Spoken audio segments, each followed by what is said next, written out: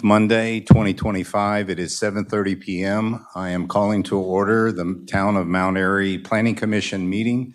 And our first order of business, please, is the Pledge of Allegiance.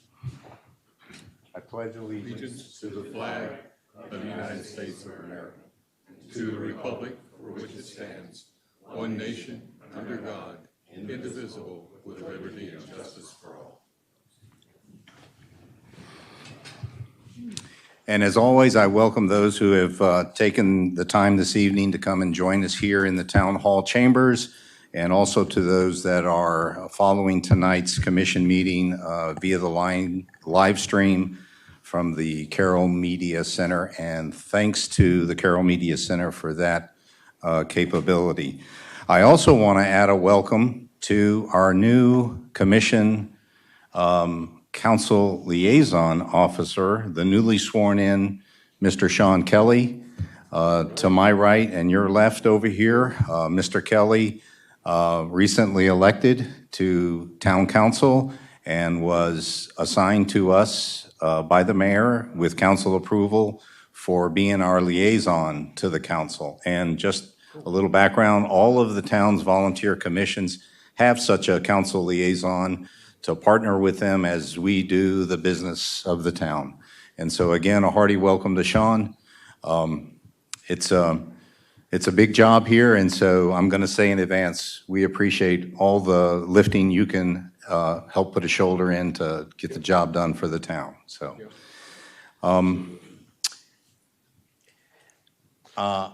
Yeah, can I just add, Sure. we do have a revised agenda that was posted. There's copies out on the table.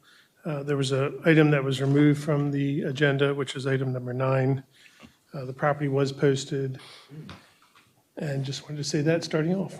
And I think also that our Frederick County planner, I just learned, will not be here as well. She got an auto reply from when we sent packets out. Ms. Marino? She won't be here as well. Okay, okay. Well, I'll wait until we get to the counter reports here. So the next order of business is our review and approval of the minutes from our last meeting, which was April 28th, 2025. And so I asked the commissioners to quickly glance over the minutes that were provided by Ms. Clinton. And I asked that you put a special keen eye to how well, and I'm making a commendation here to Ms. Clinton, how well she captured at the top of page 2 a real good succinct description of our discussion last time with regard to the proposed simplified site plan and to the topic regarding food truck regulations. And so, Deborah, at least from me, kudos to capturing that lengthy discussion in such a nice, succinct way. And then broader, of course, as I always do. If there's anything else, when we have a motion for approval, I'll open discussion, and that's where you can add edits, corrections, or any of the like. So with that pause, and hopefully you've taken a look at the past minutes, do I have a motion for approval or disapproval of the April minutes of the commission? I'll motion to approve. The motion made by Commissioner Beta, is there a second? I'll second. Seconded by Commissioner Butts. Is there any discussion, edits, or corrections of the minutes in April? Hearing and seeing none, all those in favor of the motion to approve the April minutes, please say by aye. Aye. Those opposed? The minutes are approved and accepted unanimously. Thank you, Deborah. And I'll sign this at the end for you. Ralph, before you start the citizen comments, I do want to let you know you do have a controller in front of you that has a minute timer. Should be a small black controller. Is that what that was? Yep. So we do have a newly installed 3-minute, or if you have a timer, you have the option to choose different times for whoever's speaking. Oh, my gosh. So whenever you're, don't press it yes until you're 1 to 3 minutes up. Yeah. Oh, no. Well, Are you changing colors? before we waste too much time, let me see if there are any. I'm trying to set it down. It's at 7 minutes. Well, it's showing the real time now. It's not in countdown mode. So I can press the button if you need me to. why don't you do that? But, yeah. You know, I saw this thing up here and I thought, that's crazy new little device. I And can't see it, but you have the mouse, so you're about to run that portion. gotcha. And I can use the old, cheap Casio here if as I learn how to use that. So this is the portion of tonight's agenda where I invite anyone from the community, resident or non-resident, to come forward at the table, or we got the boom mic active? Has to be turned on, that's all. Yeah, Sean, if you could just flick that, there you go. Super, okay. Can I see a show of hands of anybody who wishes to make a comment, a public comment, before we get into the rest of the agenda? Once again, seeing none, I close the public comments portion of tonight's agenda. You can turn that off, and we'll work on that after the meeting if we have time. So the next item on the agenda, and John alluded to, we are not going to have a Frederick County liaison. That's Miss Vanessa Moreno giving us some news from the planning that's occurring within Frederick County, Frederick City, New Market, et cetera. She didn't submit anything in writing, did she? No, okay. So we'll waive her. Carroll County Planner is still vacant, I believe, John. Correct. Do we have anything from them? No correspondence from them either. Gotcha, okay. All right. So for this agenda item, we're just going to go on past it, and we'll look to June's commission meeting for updates from both of the county, Frederick and Carroll, on what they're doing with regard to planning.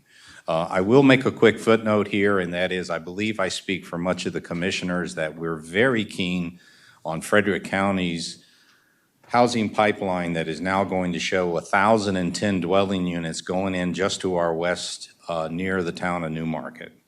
And that is a frequent conversation with the Frederick County liaison, Ms. Moreno. She's done really good work in keeping us appraised of that progress. And why is that worth noting? It's because of their proximity and our concerns with regard to everything with adequate public facilities, perhaps coming this way instead of west into Frederick City for various municipal services, library, et cetera, et cetera. So I just want to assure the public and state that, of all the county efforts over in Frederick County, that one's really near to us. And it's really large, 1,000 dwelling units. John and his planners on the town staff take every dwelling unit times 2.75 people. So if you do 2.75 times 1,010 dwelling units, you get an appreciation for why we want to kind of keep this in our attention. So that's a lot of people surging into the community just to our west. Okay. Past that, we now have the first item, which is an introduction and discussion and a recommendation of approval or disapproval that'll be provided to the Board of Appeals per the code on the Happy Castle Daycare. It's a special exemption to have a home operated daycare. This is covered by Code Section 11225C and 11262F10. It may show on your agenda F7, but it's F10. And so I asked the applicant, Ms. Griffith, and any representatives you wish to accompany you, please, if you could come forward. Am I correct, Ms. Danielle Griffith? Very good, thank you. And so we'll begin this item on the agenda with asking for a staff report from John Breeden. Yeah, so welcome. I do want to apologize. The staff report does have a couple corrections that'll be part of what goes to the Board of Appeals. Instead of a home occupations, it's actually under Section 11225C2, which is a nursery or daycare. So some of the special exception criteria down here is going to change, but ultimately you're here today to just get a recommendation from the from the Planning Commission to say that that use is allowed within this zone, which it is under this special exception request. So again, if you go to the last page, again, we can go down through some of this, or Ralph, did you want to hit on anything in particular? I know we had current concerns about the fencing and some of those. Again, the staff report is sort of off track from the wrong Sure, yeah. If you could just, with regard to that item from the staff report, I believe you had mentioned the applicant has also submitted for a fenced area within the yard? I think, did we receive a fence permit from you or no? Not yet. I have gotten quotes from 2 different fencing places. Okay. So there's some requirements that might be part of that special exception that will be discussed at the Board of Appeals that you may have to comply with and meet state standards. Gotcha. So Yeah, I'm you're good. done? You're good? yeah. Okay. I mean, staff is recommending a favorable recommendation to the Board of Appeals to grant the special exception. Okay. So at this point, what I do is I turn to the applicant. If there's anything you would like to highlight or emphasize with regard to your application for this home-based daycare or nursery, any critical points you'd like to emphasize in the application? I'm hoping to open up a daycare. I am a former teacher. Let me see. Press that button in front. It's actually green, so it should be good. Okay. I'm a former teacher. I taught kindergarten for 10 years, so I'm hoping to open up a daycare. I know there's a big need in Montgomery County, or in Mount Airy and Carroll County for daycares. So we have a nice big space in my house and a big open space in the field across from the street from my house, so hoping that I can open it. Very good, very good. And I believe with staff's help, we show that community of Nottingham, if I'm correct, and that, that playground and extensive, let's say, I'll just use the word park, also has an extensive, fairly new jungle gym, playground equipment. It's a little bit off of the picture here, but it's kind of up in the upper right. There you go. So you've got great accommodations just right across the street if you so choose with the children under your care is the point I think worth emphasizing.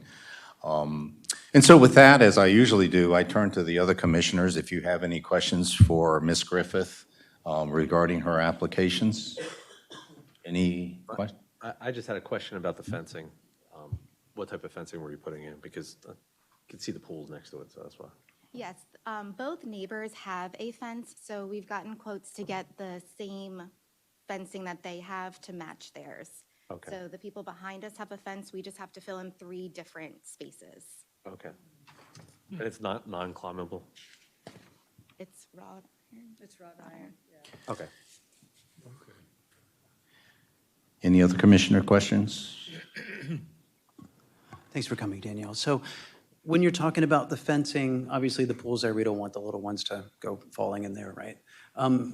Wrought iron is your choice. Is it black wrought iron? Black, Kind of to match the rest of the neighborhood? Yeah. Have you submitted your application for that yet? I have not. Okay, you should do that.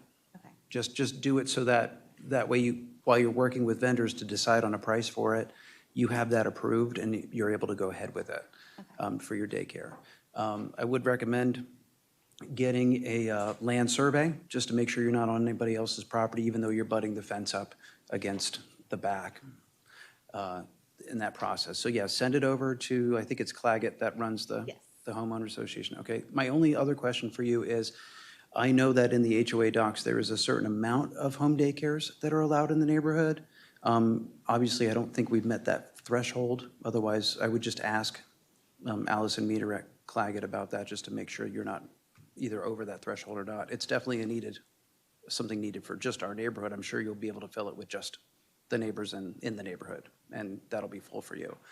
Those are my only 2 questions. Just make sure you get your ARC app in, and just double check with her about the home daycares. Okay. Congratulations. You got my vote. I'm fine. Gotcha. Any other questions? Commissioner Hadley? Let's, if I could just touch upon the fence one more time, Ms. Griffith, and that is, according to the code, and I'm referencing 112-62, which is the paragraph in the code with respect to special exceptions, which this falls into. You're on an R2 property, the special exceptions have to be met so that you can go to the Board of Appeals. And so that's the process. And so under 112-62F, Bowlegs 10, or subparagraph 10, it talks about the fencing, and it says an interesting thing. And I'm going to admit to you, I'm not trying to be a gotcha here, because I have discussed this with the town zoning administrator. It says that for the yards, let's see, for the yards, 25 feet from all property lines. And so it's rather odd because we know that your yard goes all the way to your property line. And so what I'm trying to do here is I'm trying to provide clarity and interpretation of what's in the code, if it's not clear. And so there's also been a consultation very briefly with the town attorney, Mr. McCarron, to your left. And so right after that, there's also a statement in the code that says there shall be an adequately sized play area, fully fenced and enclosed.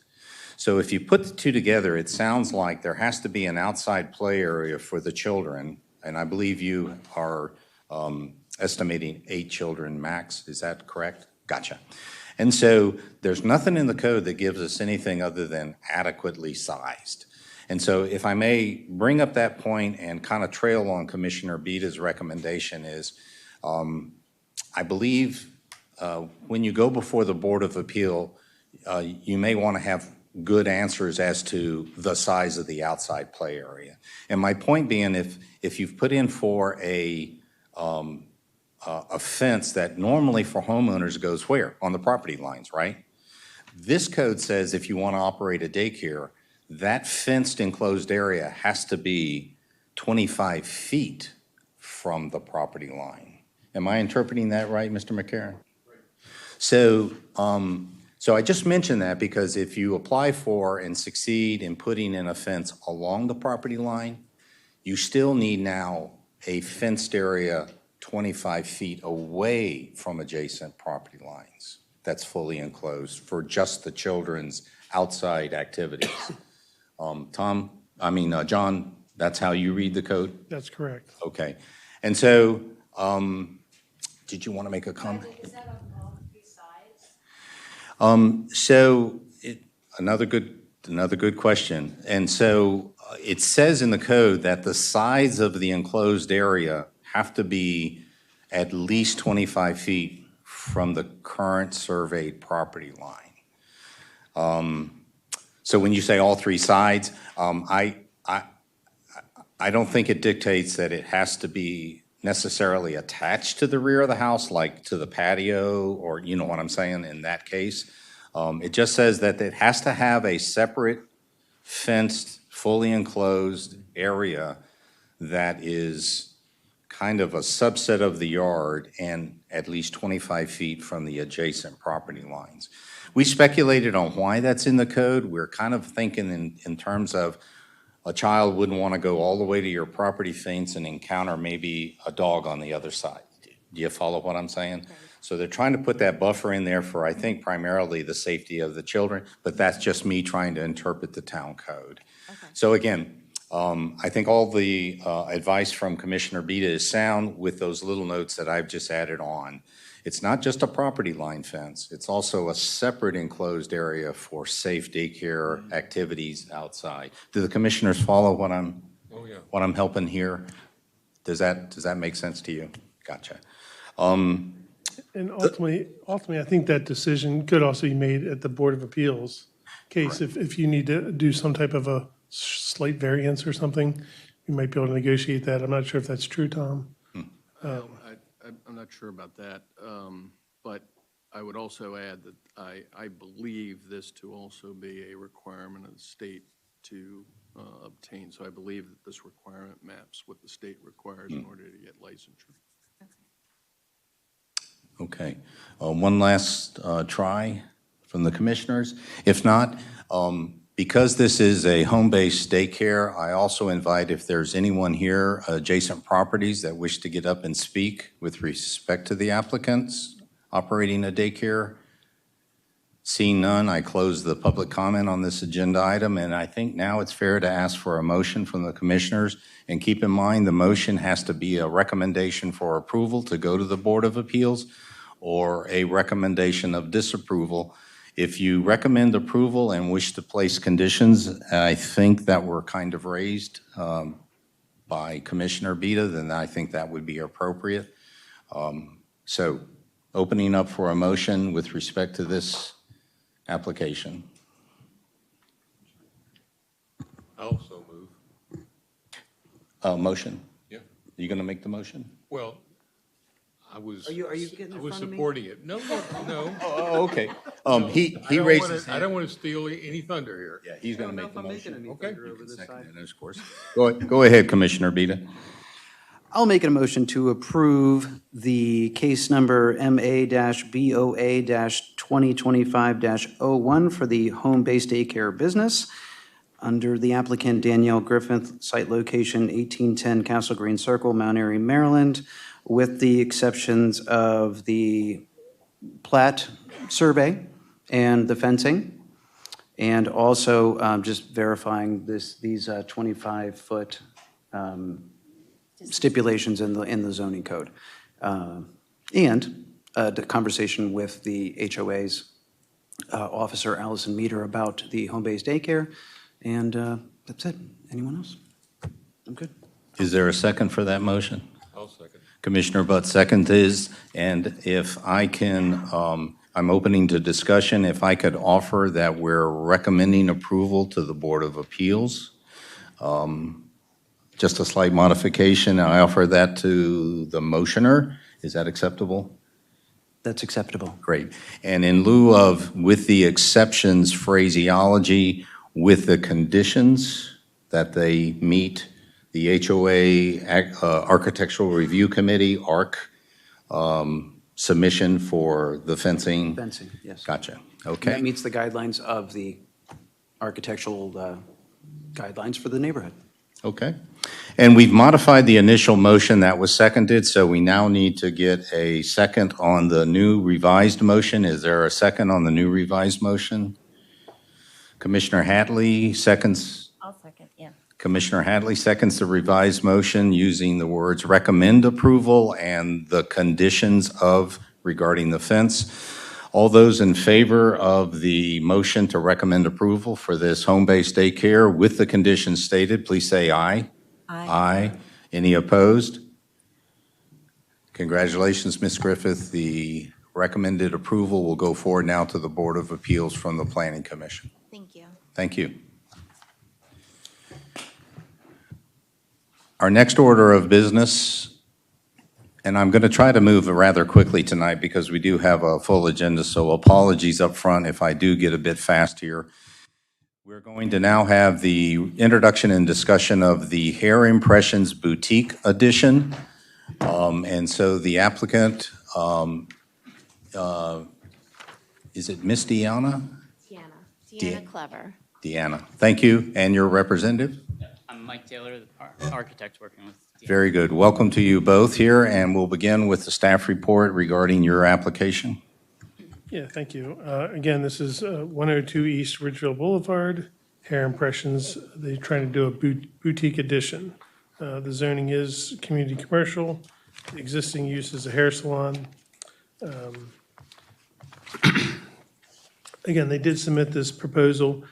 We were running it through a different process than a complete amended site plan because the addition is going on to an existing impervious area, and the size of the addition is below any 5,000 square foot disturbance. So again, the applicant is proposing a 20 by 8 by 20 foot by 8 foot, 8 inch by 27 foot single-story addition to the rear of the building, which houses their existing salon business. The proposed addition will also include a handicap ramp, exterior stairs, and a covered entrance to the new boutique. Again, there are 4 handicap parking spaces that'll have to get relocated as part of the renovations. The applicant also has contacted the adjoining business to the west and has gotten a cross easement that should be recorded as part of this site improvement plan prior to any building permit being issued. And staff is recommending that you approve the proposed single-story boutique addition and handicap entrance. With the following conditions, the applicant will need to apply for all building permits through Carroll County and all permits that may be required to meet. And then the next one is to meet all the requirements, state and county and town through the permit process, to relocate 4 existing handicap parking spaces to meet ADA requirements. The exterior finishes and elevations should match that of the existing. And the recording of the cross easement to Carroll County Land Records prior to receiving approval from the town for the building permit. And then including any additional planning commission majority recommendations as part of the building permit plan. Great. Yep. And so Deanna and Mike, is there anything you wish to add that you want to highlight from your application that wasn't already mentioned? No, I think, Mike, can you pull the mic closer to your mouth? sure. Sorry. you all have seen this already. So what we're trying to do is basically keep a pretty simple addition in keeping with the same size and scale of the existing building. It's basically an open space for boutique retail use. One of the main motivations, and tell me if I'm speaking out of line, but right now there's not a good waiting room area or anything. There's a lot of elderly clients as well, so Right. having somewhere to sit down is not really provided at this point. Right. So the idea of getting some of the boutique items into the addition so that there's a seating area for people to wait while they're waiting to get served. And so knowing that we would have to be taking away parking spaces, we were trying to keep it pretty modest in size. One of the other issues, and I know this from experience, is that front door needs to be redone, and the way we're trying to, the front door is pretty much in the same spot, but allowing a more, a better way to get into the front door, especially with the winds that come across that property, and also providing a good, truly ADA accessible ramp, which there is a ramp now, but it's kind of steep. I don't actually know if it meets ADA standards. So providing that, again, elderly clients, just making it a better experience for people. Okay, great. And then, so the parking spaces that we are taking out in order to do this, obviously the accessible spots would just move down accordingly. Gotcha. Okay. Turning to the commissioners now for any questions on the proposed plan for this addition and its ADA ramp and its signage on the wall that is a part of the ADA. Any questions from the commissioners? Did you have one, Brian? Commissioner Beta? So with the taking away of the 4 handicap spots, are you planning on elongating that sidewalk down to allow for wheelchairs to get onto the sidewalk? Go to, yeah, go So- back one for me, please. So you can see there the 3 handicapped spots in red that Gotcha. would be taken away. Mhm. And then just above that to the top is a sidewalk.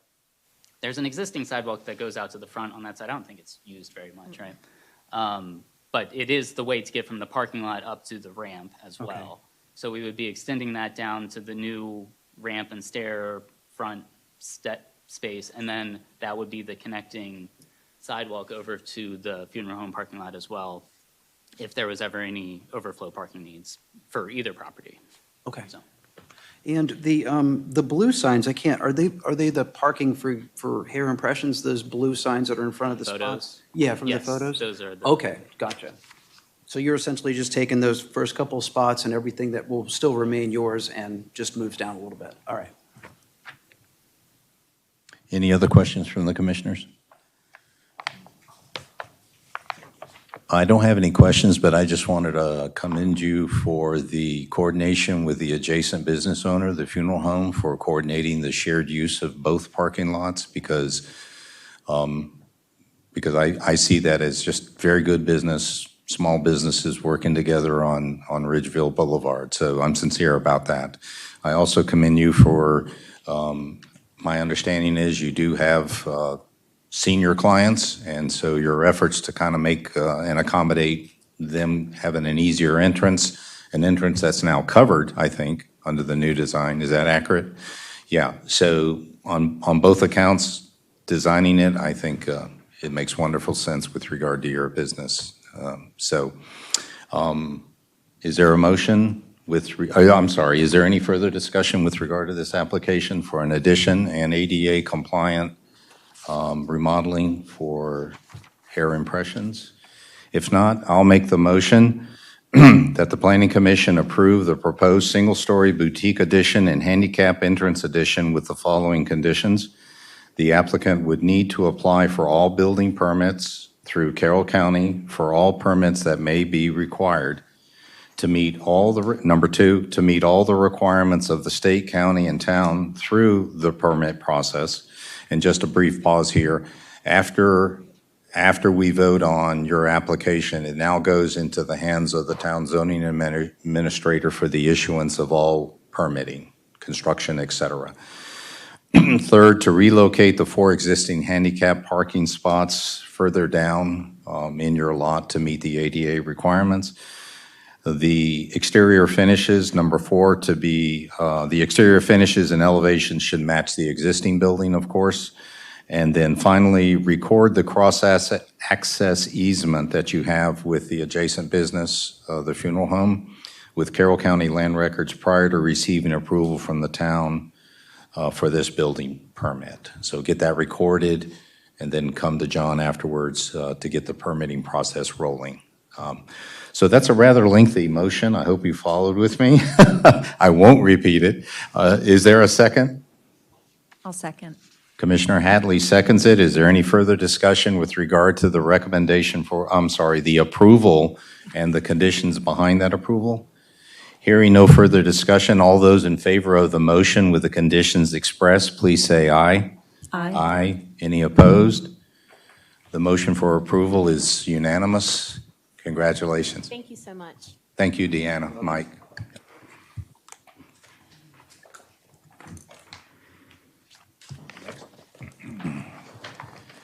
The next item on our agenda is the introduction and discussion for the approval of the final site plan stage of the Southside Plaza Medical Services buildings. These are 2 buildings that are proposed to be located on Southside, in the vicinity of Southside Plaza. And if I may, John, just for the benefit of the public, because this is a major addition to the town of Mount Airy, located in the general vicinity of where we're also planning a roundabout. This is just to the south of Papa John's Pizza on the end of Southside Plaza in that area, helping everybody kind of orient themselves. This is a 1.08 acre proposed commercial development to support a medical services business to be operated out of 2 new buildings to be built on 2 parcels located just south of the Southside Plaza. The 2 proposed buildings will support doctor's offices and a rehabilitation center for patients with Alzheimer's and dementia. This applicant began their journey by going before the Board of Appeals on October 3rd of 2023. So it's been a long journey, hasn't it? So that was to seek a variance, and the specific request at that time was for approval to allow one of the 2 proposed buildings to exceed the allowable square footage on that parcel. The allowable square footage right now is limited to 5,000 square feet, so they went to the Board of Appeals to get a variance for that restriction. That variance was approved in 2023, and the applicant then began their architectural design and headed next to this Planning Commission. We first deliberated on it on July 29th of 2024, whereupon the applicant submitted a concept site plan. Being a concept plan, the commissioners had to certify the adequacy of the town's critical public facilities that's required in Code Chapter 25-4. And the commissioners granted that certification with 3 conditions: that the town engineer must grant the business final approval of their water and sewer allocation. That's a normal condition. Secondly, the Fire and Rescue Services adequacy statement come from the Mount Airy Volunteer Fire Company, and I believe we have that now. Yes. John? Yes. Yeah. So we do have the certification of adequacy for fire and EMS services from our town volunteer fire department. And see that the open space certification would be waived and documented, and I believe we completed the open space waiver. Right. As a commercial property, that's pro forma, I believe, for us. That's correct. That's correct. However, at that time, in July of 2024, the commissioners deliberated a great deal on the proposed architecture, materials, and exterior colors shown in that concept plan in July of 2024. The concept plan was not approved pending the applicant return with improvements to the exterior choices for materials and colors. And simply, in a short phrase, the commissioners here wanted to see some different offerings that made the original very white building blend in a little better, have a little more, I think we use the words commissioners harmony with the surrounding businesses and the Southside Plaza next door. So on September 30th of 2024, the applicant then returned with their revised elevations. Those revisions were approved after a lengthy discussion, and we reviewed the siting of the two buildings, the proposed business entrance relative to the roundabout that's going in, and we discussed with the town engineer any of those concerns, and they were all resolved to my recollection. Which brings us now to this evening. I'm sorry for the background, but I think it's valuable to kind of state to the public. We've been on a long journey to bring this business into harmony, bring it into a much-needed medical service, I believe, with our aging population and just regionally our aging population. And so that's why we're here. So now I'll shift over to the normal staff report for anything you wish to add, John. No, I think you did a great job of summarizing how we got here today. Ultimately, when we did see the last elevations, there was some shading on there that was very difficult to comprehend exactly what was being proposed. These are much cleaner without any shading. You can kind of see the differentiations between the gray and the light gray with the black windows. Again, it does sort of mirror similar to what the medical eye across the street looks like, and it also looks like the old medical center there where Papa John's is, with the same monotone accent colors, et cetera. So again, the staff is recommending that the Planning Commission grant final site development plan approval for the site plan for Southside Plaza located at 1508 and 1510 South Main Street under the following conditions. That all town and county comments shall be addressed before the town of Mount Airy approves any building permits. The applicant and the town council must agree to a public works agreement, and all the bonding must be received before a building permit is issued for this project. And the Mount Airy Volunteer Fire Company requires also no parking or standing or stopping signs on the south side of the access road with a max of 40 feet from each sign. And I can go back to the plan and sort of show you where we're talking here. So you can kind of see the pointer. So basically from the trash enclosure down along this property line here, there should be no parking signs installed. I don't think they're on the sign drawing as they are currently. They're labeled, Oh, sorry for clarification, R7-1. Okay, I must have missed those. I apologize. So that looks like that, 40 feet. yeah. Number 4. Feet 3.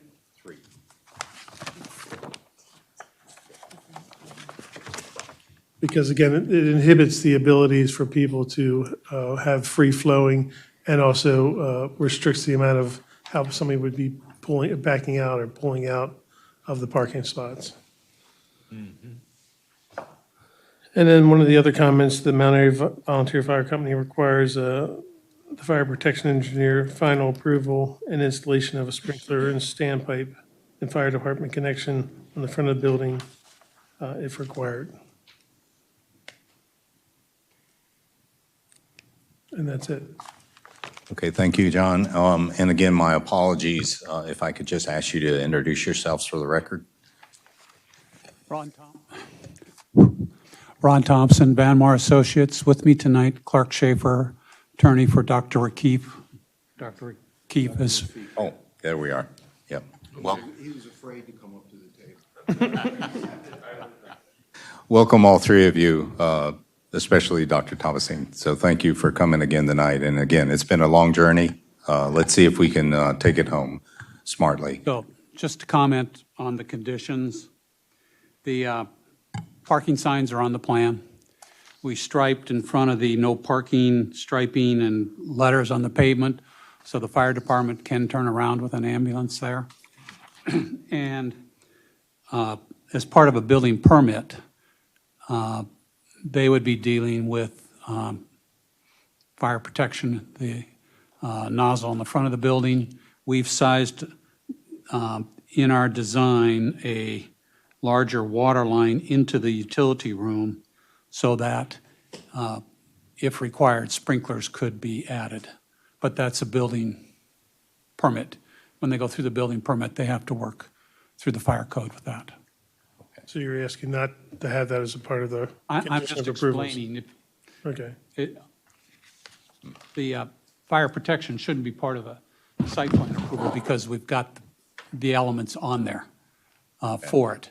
It's just a question of when they go through their detailed architectural plans, their plumbing and everything, that will be part of the fire protection. A representative for Carroll County will be reviewing those plans Okay. along with the building department. And we show, you'll see on each of the buildings, they have what's called a FDC, which is the fire department connection. So fire department can pull up and run their pumper trucks if need be for additional I think what protection. Ron's saying is that we believe that we designed the site to meet or exceed the Okay. requirements that we anticipate will be imposed as part of the building permit review by the by the fire company. Okay, and my apologies to the other commissioners for jumping in with a question here, but all the elements of your plans that pertain specifically to fire suppression and water for fire suppression, those were in the plans that were reviewed by the Mount Airy Volunteer Fire Company. that's correct. Okay, so they saw all of this already. I just wanted to make sure that their certification of adequacy was in fact based upon the facts that you just went over. So, good. I just wanted that And- assurance. These are in response to some of their comments. When they Very did good. the adequacy, add this, which we did. Beautiful. Okay. Any other points you wish to emphasize in addition to the staff report? Thank you. Yep. Okay. Commissioners, any questions with regard to this plan? Commissioner O'Malley? You'll be next. Just a comment and then a question. So our design guidelines, it says this type of property should actually have a brick exterior. The only place where we have used EIFs in the design guidelines is in industrial zoned areas. We brought this to us a couple times, and we come back and give you feedback, and we said, add some masonry, add some brick to the building. We didn't say make the whole thing out of it, but we've mentioned it twice to you guys. And you came back once again, and it's completely made out of EIFs again. Why? That, quite frankly, I think brick is supposed to be in the downtown zone. We're not in the downtown zone. Not according to design guidelines. When I read, unless I've missed it in the design guidelines, I believe that we're compliant with the design guidelines and we're matching what's on the adjacent buildings there. So that, we worked with the town planner to adjust our plan. And we told you twice from the planning commission that we wanted to see some type of masonry or brickwork on the building. Not the whole thing, but just some. And that was twice from this commission. This is our design. Okay. Any other questions? Commissioner Wallace? I concur with Commissioner O'Malley on that. Okay. Any other questions? I have a Commissioner Hadley. technical question, I guess. So what we were just talking about, does that mean if we were to make the motion, we strike number 3? Or? No, We can not strike really. 3 and 4 ultimately. 3, yeah. that's what I was Again, when I was doing the staff report, they were still comments in their plan. So if the engineer is stating that they've, the design supports that, and I missed it on my review, and they missed it on their review, I think 3 and 4 could get striked. Okay, thank you. Correct. Any other questions? I have one more comment. Commissioner Wallace? I just want to point out that, again, this is coming into the town. This will be the first building that people see on the left-hand side, right, when you're coming in. And so to me, and also across the street, if you want to talk about the surrounding buildings, across the street, the I office does have brick on it. Most buildings in town, again, they'll have some stucco, but there's usually a mixture of stone, stucco, brick, something like that to soften it. And again, we did mention that multiple times. So because this is the first thing you see when you come into town, I just think that the starkness of it needs to be addressed. Any other questions? Yeah. Councilmember Kelly. A quick question, I think for John. I seen a staff report, I seen the staff report. There are no actions right now as far as traffic flow, that sort of thing. Coming from streets and roads, right? So there's been discussion about this, trying to make it, integrate as smoothly as possible into the existing area. My question really is, once the site is developed and it's in, and if changes have to be made to parking at the front or signs, maybe it's right turn only and just anything, are there, what are the mechanisms in place to make those changes after everything's finalized? So in the staff report on page 2, the last paragraph basically says there were concerns that were brought up from the Streets and Road and our Mount Airy Police Department. It basically states concerns about the necessity of this site development plan to only have a right-in, right-out instead of a full movement. We're not required by the town engineering department or a traffic consultant. If in the future, due to public or traffic safeties, the town will work with the property owner and the engineer of record at the owner's expense to determine how these will be facilitated and addressed. So I did put in the staff report that if this becomes a problem, there's multiple full movement properties right adjacent to this, and there's not a major concern. So I don't know why we would penalize this person for that.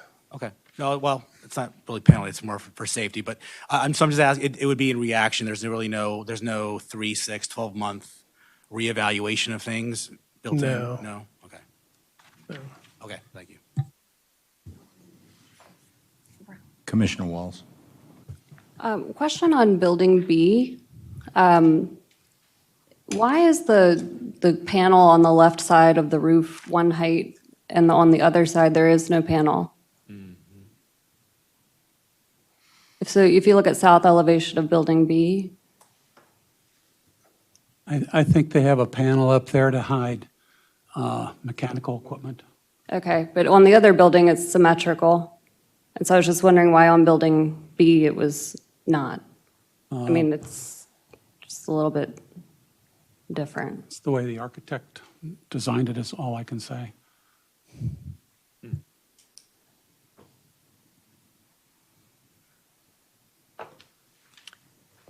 Any other questions? I have a question with regard to the plan's proposed screening and privacy with respect to the Rising Ridge residents and homes, just to the back of this parcel and to the back of Building B. I can see in the plan that there is a fully enclosed 8-foot PVC privacy fence, I believe, is part of that, I'll use the term screening or privacy. I believe Commissioner O'Pally in previous discussions also emphasized the need for some vegetative screening, trees, et cetera. So could you just kind of elaborate on that for the benefit of the Rising Ridge residents? We did add, before I think we just had the fence the first time we came through here, and we added a very substantial planting plan along the fence. I think they're called emerald greens. Okay, native for that. plants. And then we have a very substantial planting plan along Lot 47, which are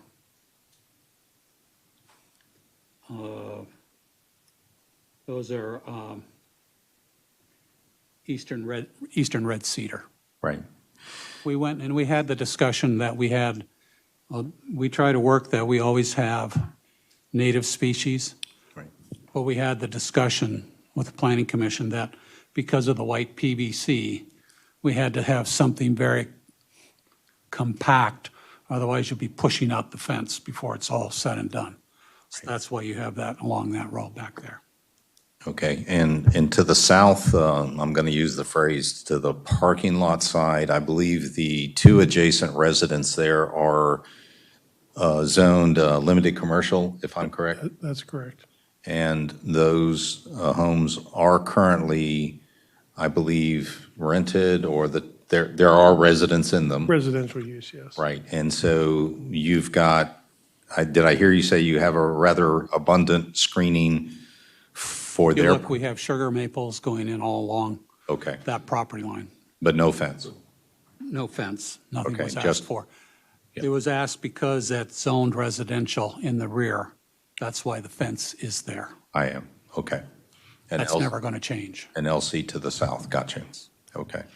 By the way, if memory serves. Clark, can you grab the microphone so people can hear? This is Clark Schaefer. If memory serves, that property owner showed up at the BZA hearing and indicated support for the project. That's correct. Yep, right. Those are my only questions. Again, any alibis with regard to the commissioner's questioning? Then I'll entertain a motion with respect to this application for the final plan, concept site development plan for Southside Plaza. Do I hear a motion? I'll make a motion. Commissioner Commissioner O'Malley? I'll make a motion regarding the Southside Plaza S220037 that we disapprove the current plan in its state until it changes in the plans when we talked about the building material. Specific to the change of the materials from EIFS to to all brick or to some brick? Some. To some brick. I've modified your motion. Is it accepted? Accepted. Is there a second to that motion? I'll second. Commissioner Wallace seconds that motion. Any discussion with regard to the motion? This is a motion for disapproval with a condition that there be a change in the materials with some addition of brick. Commissioner Hadley? I have a quick question. When you Sure. say some addition, could we be clear? Do we need to be more precise with the requirement? I mean, maybe that's a question for Tom. No? Okay. Yeah, yeah, I understand the discussion question because it seems rather subjective right now. Commissioner O'Malley or Commissioner Wallace, motioner and seconder, is there any more specifics you could add with respect to, I believe is it masonry or brick, or are they synonymous? We can go with brick then. And I would say, I don't like to put numbers on it and really do it up to the architect, but Okay. just, Excuse me, I can't understand what you're saying. I would say, I really don't want to put numbers on it, but we wanted to leave it up to the architect, but it needs to have some brick designed into it. I'd say at least 30%. That's Okay. 25, 30% on the exterior, I think.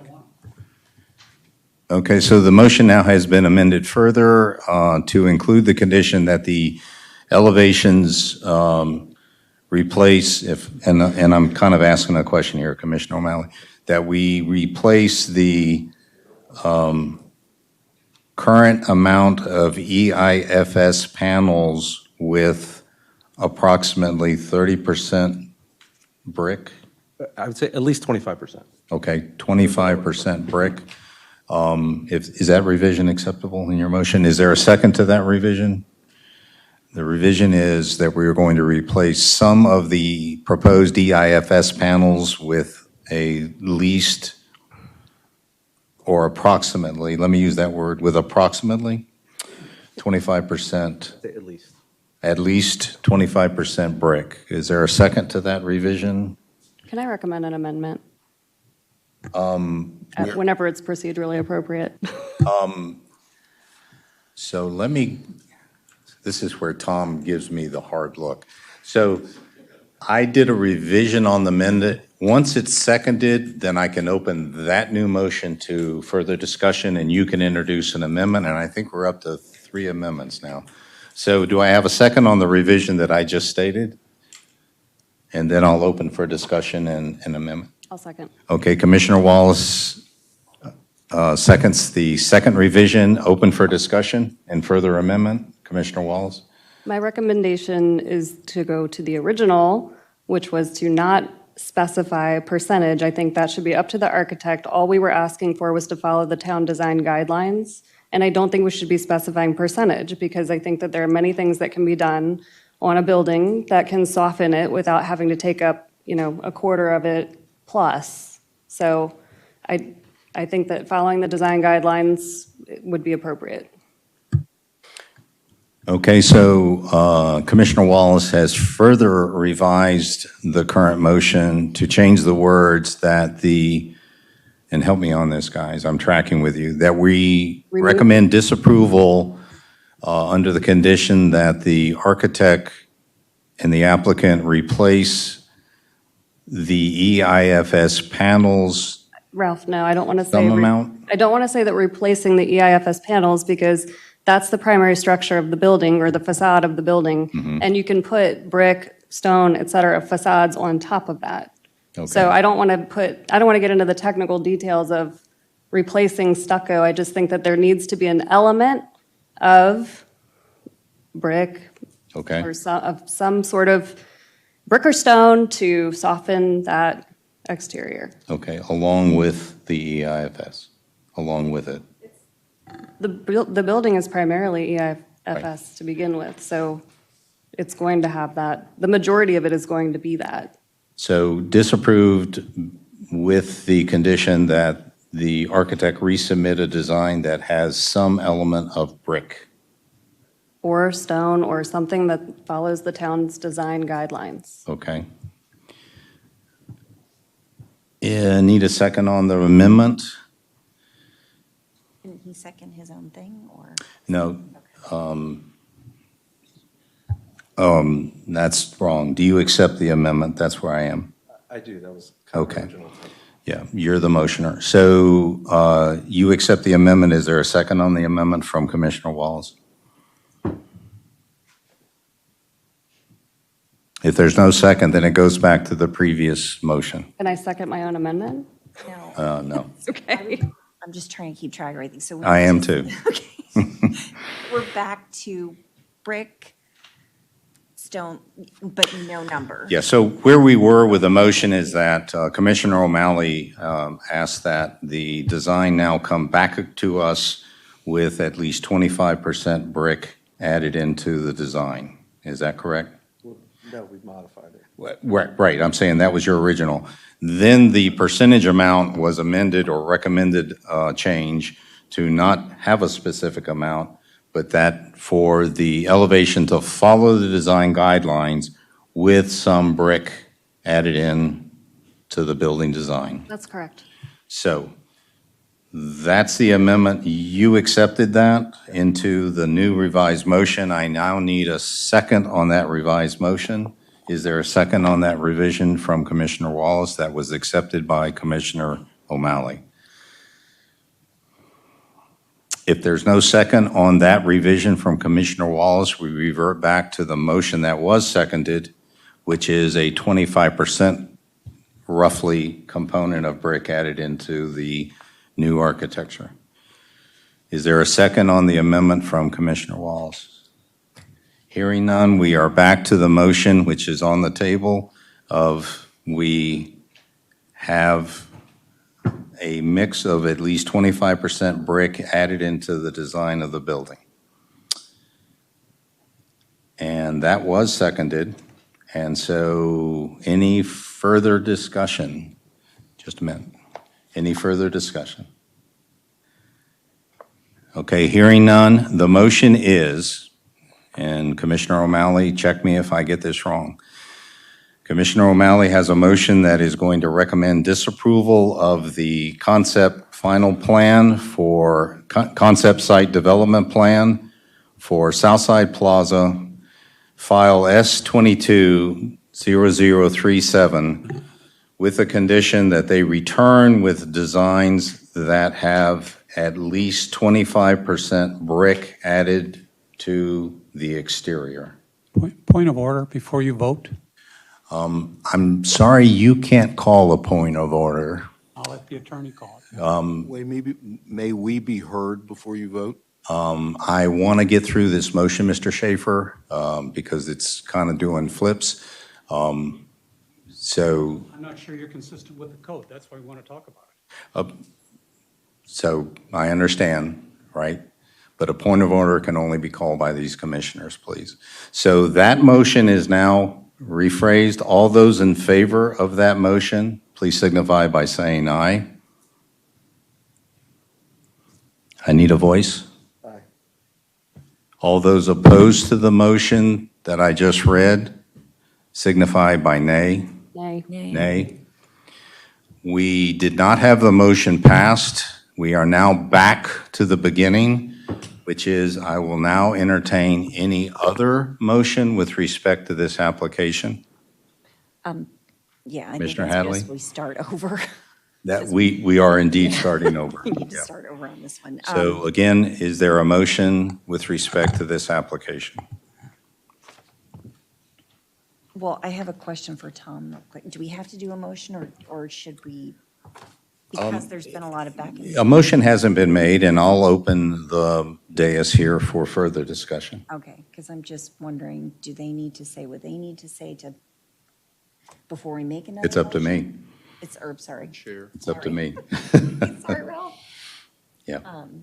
So any discussion with regard to, it appears that the commissioners have potential or possible issues with regard to this revised elevation and colors and material, if I'm capturing it right. Is there a need for further discussion? Well, I just had a quick question in my head. Sure. Because we were talking about this, and we're talking about the design guidelines, and we're talking about how this is the first building you see in the room, and it had been requested before, and it's, if people don't start paying attention to the things that we talk about, then they'll say, well, that building looks like this, and this building looks like this, and it just kind of creates this domino effect. So we want to be respectful with what we're trying to protect for the look of the town at the same time that we're moving forward with plans. So how, what's the Martina, best can way? you pull your mic just a little closer? Sorry, you keep having to tell us that all night, I'm sorry. So how do we move forward being respectful to what we've requested several times and the plans in front of us? And, Sure. I'm just seeking clarification. Sure, and if I can keep us moving by saying, I totally agree with Commissioner Wallace saying this is at one of the doorsteps of the entry into our town by way of its location. Its location is also accompanied by existing buildings in the commercial zone, Southside Plaza, the business across the street, those sorts of proximate neighbors and their designs. I do, John, I'm not trying to put you on the spot, but, again, we've gone on a long road of this. And I guess I'm just asking for fact, not opinion here. Did we or did we not, at the last meeting, ask for simple, did we impose a masonry and brick composition or element within the design, or did we seem content with the EIFS panels, and was it only the colors that had issue? And again, I'm just going by memory. I don't have the staff reports in front of me or the minutes. I know initially, the building came in and it was a very white, bland building. white. And so I think the request was to have some additional color.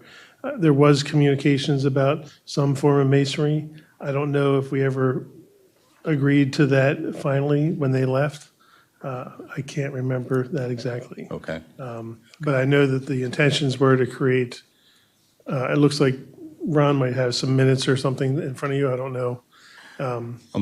But again. I will ask for Ron to speak, but let me just make one more thing. I do recall that we also had an issue with what seemed to be rather distinctive window trim or surroundings that we opposed because it just didn't look good.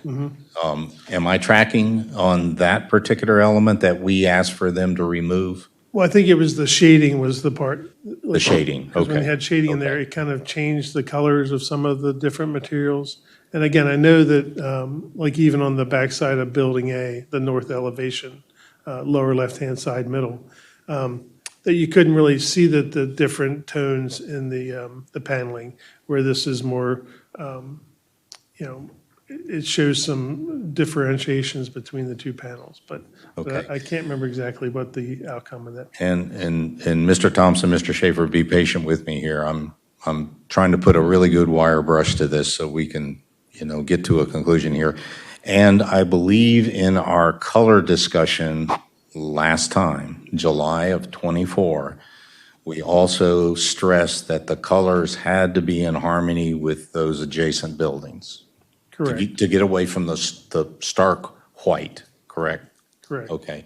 And in the town administrator, zoning administrator's estimation, do these new colors, I won't use the word match because that's always hard and subjective. Are these colors being proposed here tonight closer to those adjacent businesses? I would say that these are closer to the eye medical center across the street. Again, the applicant for the Southside Medical Center that was existing, they repainted it just recently. I think initially it was a grayish color, and now it's more of a tan color or tan and brown. So again, I feel like it is close to the medical eye and the gas station on the corner. Okay. And the building that houses Papa John's and so forth Yeah, that's. on again, that same side? Yeah, that again is sort of a sand color or beige, I guess, Okay. with a brown accent. But again, it's proximate to this color? Yes, Okay. All right. Close to like, pastelish, Right. I guess. okay. So as promised, Mr. Thompson, Mr. Schaefer, some points? Yes, thank you.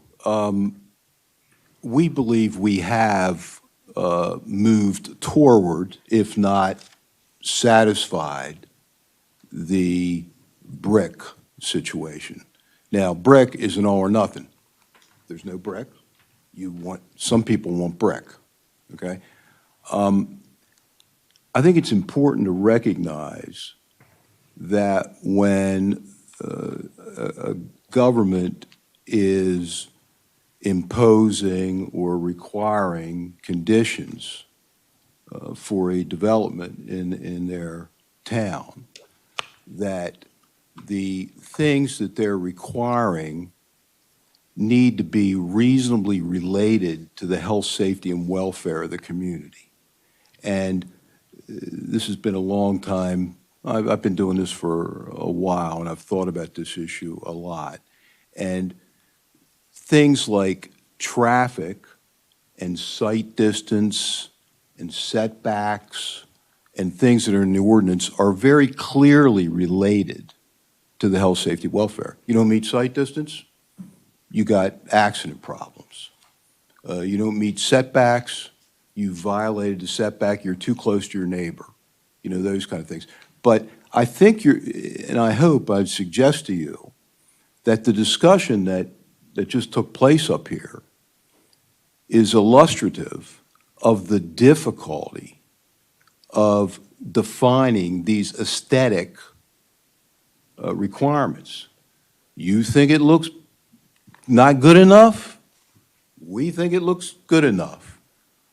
My client's going to invest millions and millions of dollars to build this. He's going to try to make money from it. He's going to have people come to it. He wants to have and is investing in having a first-class operation, and I think you've heard that before. This is going to be a neuroscience with clinic. It's going to provide a lot of good things. He doesn't want to have a bad-looking building or one where people will not want to come. But when you get down to these things like aesthetic, it's a matter of taste. Now, I get it. If we were just going to put up a concrete building with no windows and no awnings or anything like that. But to me, if there's a close call, or at least I argue to you, that if this is a close call, it should go to the developer. Because there's no, I'm not hearing any hard and fast evidence, if you will, that this is going to be bad and going to have bad effects. So we think that we have made a movement toward. And by the way, the design guidelines, I don't believe they're part of the ordinance. I think they're just a general guideline for things to look at. It doesn't say you can't approve a building that doesn't have brick on it. It says that in the downtown area, because of the prevalence of brick, and I'm sure it is, and as you said in your concept plan review, because I just looked at the minutes Ron had, you said, this depends on the neighborhood, and, you got to look at the context of these things. We believe that and now if this was downtown across the street from this building, I'd probably be singing a different tune. But we think it does meet the requirements, and we appreciate your consideration of that. Thank you, Mr. Schaefer. For clarity, you opened with saying you're going to meet the requirements for the brick, and I may have misheard, but I don't think you are stating now you're going to change the design to include brick. I misspoke if I said that. Or my misunderstanding. All right. This is our proposal. This is your proposal. We believe it has moved in a good direction, and it meets whatever your minimum requirement are. Right. To the extent that we can discern what your minimum requirement is.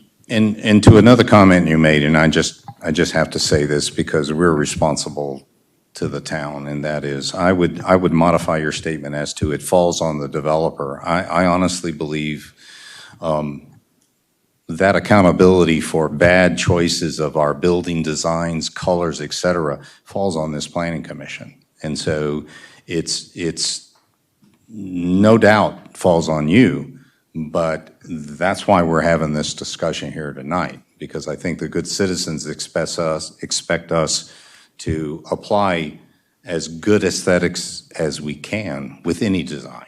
I mean, is that fair? So, I get that, yes. Yeah, so, again, I'm not trying to cross swords, I'm just trying to add to the rationale as to why we're having such a rich discussion here tonight, because we want to get it right the first time as best we can, given the surrounding buildings, given the surrounding businesses, materials, colors, et cetera.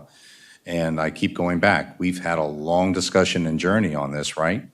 And so we're trying to understand what is this final product going to be, and as expressed by some commissioners, there's an element of brick, which is a bit, and I'll say in my own words, brick is kind of a signature of the small town community, traditional construction versus plain EFIS panels in a more modern contemporary design. It's historic in most towns. EIFS? It's historic. Is it? No, brick. Oh, yes. Brick Thank is you. historic in Thank you. most I thought you were arguing for the EIFS. No.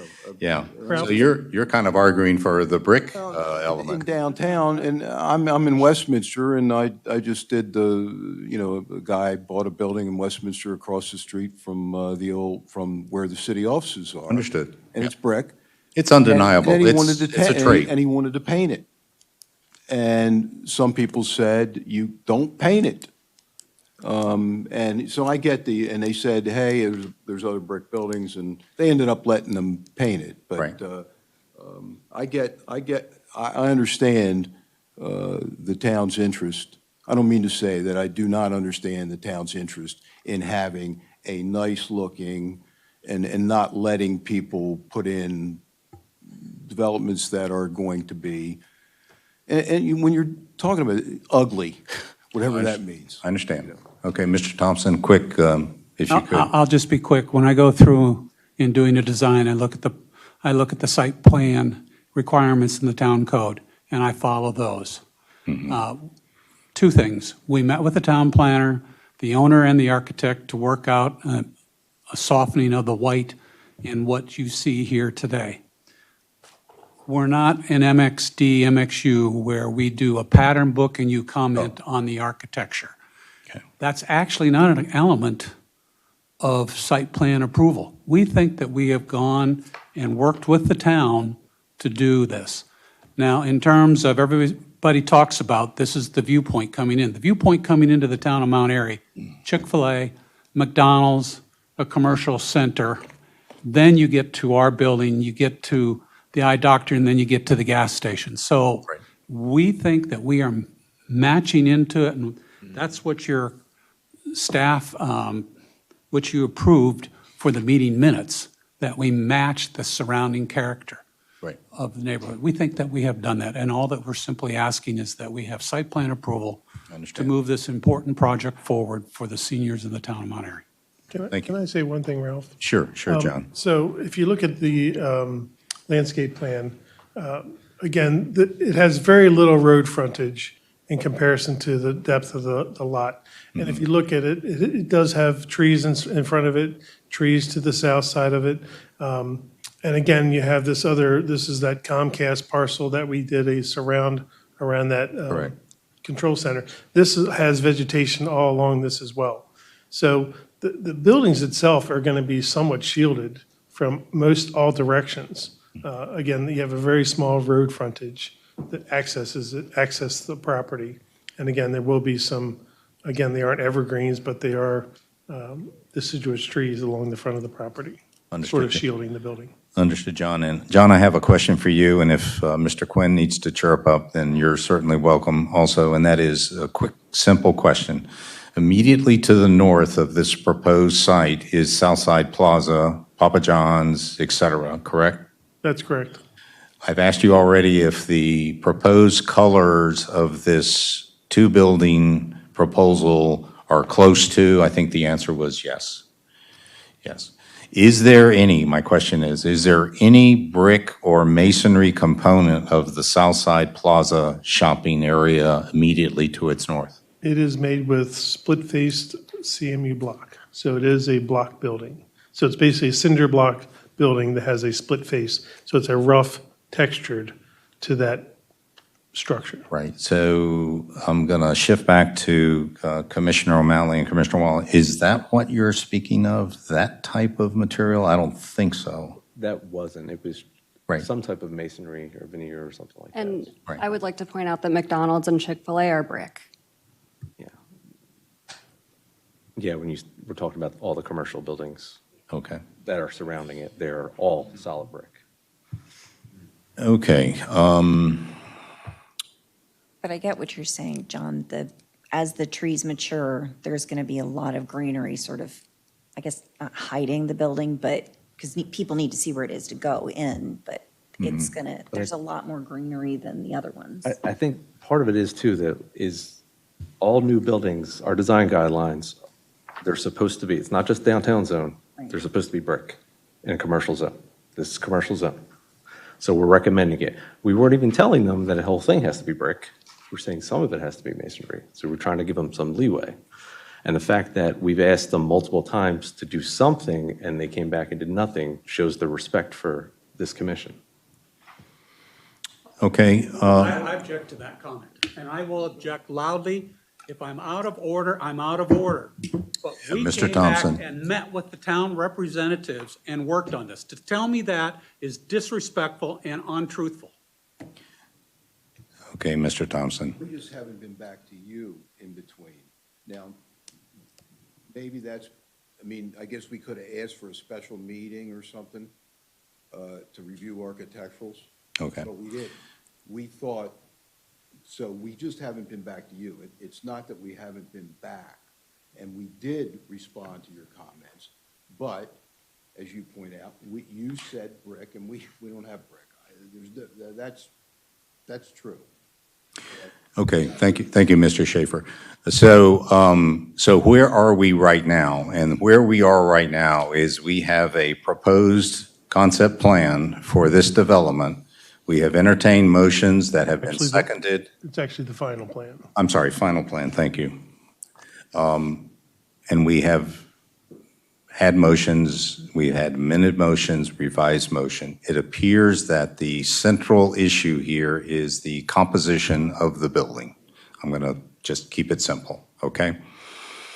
If there is no motion with respect to the proposed plan tonight, or there is a motion that is not seconded, then this agenda item is tabled, correct? It's not approved. It's not approved. That doesn't mean it can't come back. Understood, Not right? forever disapproved. That is correct. It's neither. No action taken. It's no action taken. That is correct. I should not have used the word tabled. And I'm not saying that that is what's going to occur, but if that were to occur, then I think it would be fair to say that, John, you would get with the applicant, if the applicant so chooses, to see if there would be a feasible adjustment to the elevations and materials. Would that be accurate? I guess so, Okay. yes. Tom, any issue there? Is that fair? Okay. So again, I think it's been a rich discussion. I think the commissioners here have had this discussion because they harbor a genuine concern for the aesthetics at this location at one of the entrances to our town. Is that fair? Okay. So with that and with your knowledge of what the issue is on this dais, I make one more attempt for a motion regarding approval or disapproval of this final plan. Do I hear a motion? Wait, hang on one second. Was there a question? Yes, do you mind if I comment? No, not at I have- all. I have a little- No motion's been just a made, little- so Okay. I am letting it go freely. How tall does a sugar maple grow? Does anybody know how high a sugar maple grows? Tree? I don't know, It says here, in very, very maybe tiny. 40 foot with a 20-foot umbrella, maybe, I don't know. Yeah, Okay. So 15 to 20 feet? I was saying more than that, I was thinking Okay. with its canopy So being. would you say that a fully grown sugar maple tree would almost hide this building completely? I would talk to Ron Thompson, he might know better. He's Okay, Sugar maples can grow anywhere from 30 to 50 feet in height. okay, and you're planting them between this, between the Dreaming Tree LLC property and the parking lot and the building, right? Yes. Yeah. No, I remember the discussion that we had about the facade of the building. I believe there was a talk about masonry, you know, the stuff you glue onto the side of the building, makes it look pretty. I believe that we had some chat about that. I believe it's probably in a meeting somewhere, sometime. I also had a question about the panels on the building, and if I'm not mistaken, that material has like a rough stone type finish to it when it's on and completed. Correct. Not necessarily, kind of like a stucco, but it has a roughness to it, like you scratch your hands up if you ran your hands against it. Is that right? It would be a stucco, similar to split block, only you just don't see the lines of a block. Yeah, you just don't see the lines of a block, it's just you see this panel that could be essentially just one solid piece, or it could be, you know, a beveled line broke into it so it looks like something like stone, right? But it's also meant to last as long as stone. But it's a little less expensive of a material because the doctor's making a multi-million-dollar investment in our town, something that this town really needs. So I guess with the facade in mind, how can we get to the parking lot on this one with something that looks like stone, but yet isn't? Oh, I see what you're saying. It's like a mason. I'm saying we have trees are going to grow almost as tall as the building, Right. and we're going to have something that looks like stone, but it's not stone. But we've had the colors match to the adjoining properties of the Mount and the Papa John's, and then we have the Eye Care Center, which is obviously it's just weird, you know? I don't agree with it and how it matches the town at all. But nonetheless, it's there, right? So, but we have this building, the two of them, that fit squarely in the footprint of this property here. We have it tree-lined, we have it buffered from rising ridge, we have all of the things met to allow this plan to at least move to the next phase. But we're stuck on bricks that either 20 or 35% or whatever, or nothing, that they have to add to it.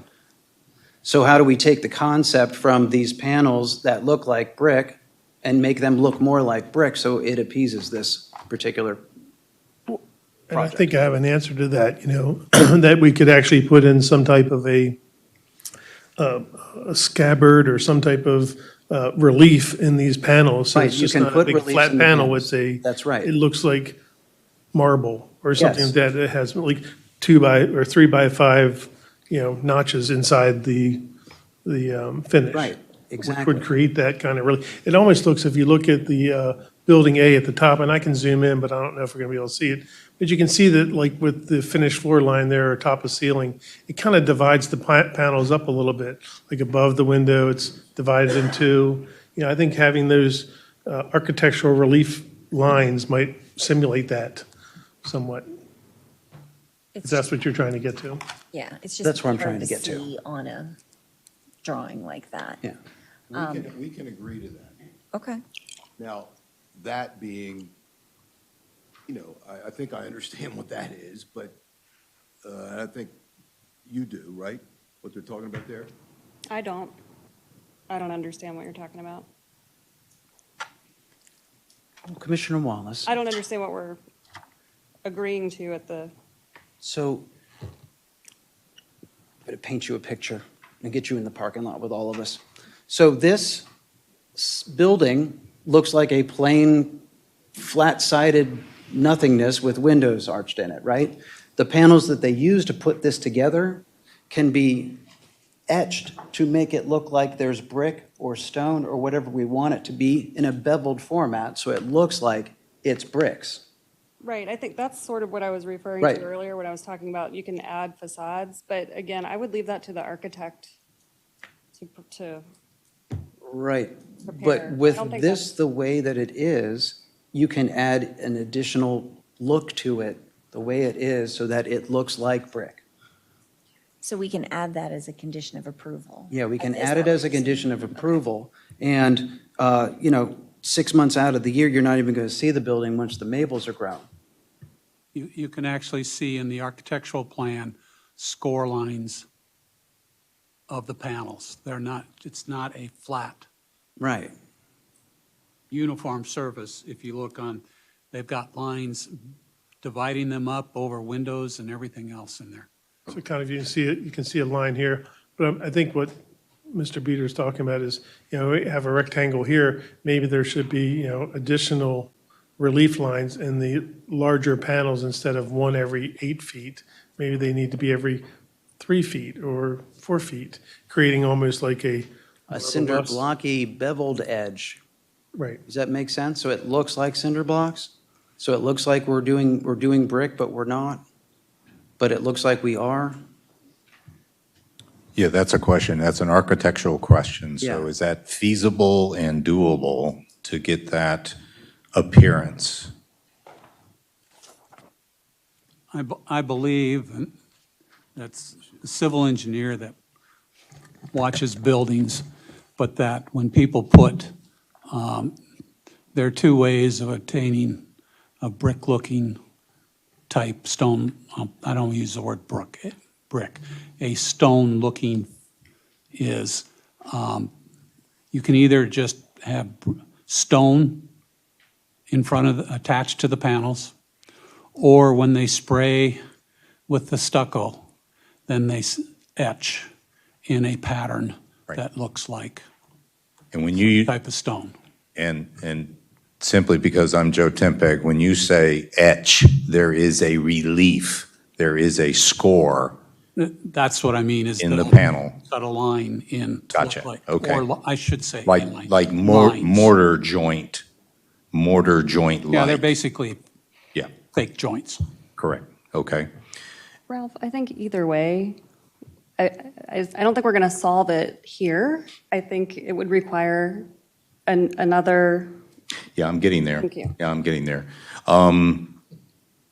So there's the potential for moving forward, but I would only be comfortable without establishing a quorum to join John and looking over the revised plan showing this modification to meet a brick or mortar-like appearance.